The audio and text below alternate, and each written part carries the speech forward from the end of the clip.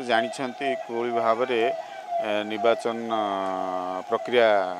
रे मते हरै दि जाइछि। प्रथम मुझे बहुत प्रकार दोष त्रुटि अच्छी निर्वाचन फलाफल रे बहुत अनियमितता भी अच्छी मुझे कथा को लेकिन गत काली आमर जे एडवोकेट अच्छा सीनियर एडवोकेट पीताम्बर आचार्य जरिया मु हाईकोर्ट रे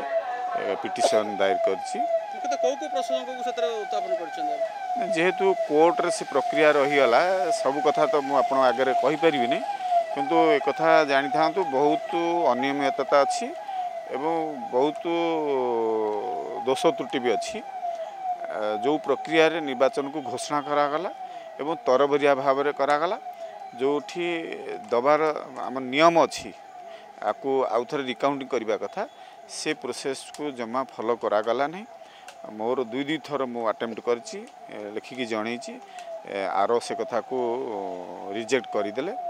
से कथा को नहीं मोर असंतोष थिला एवं डाउट भी थिला से कथा पर मुहूर्त में आम किसी तथ्य आम पाखे मिली से तथ्य आधारित आम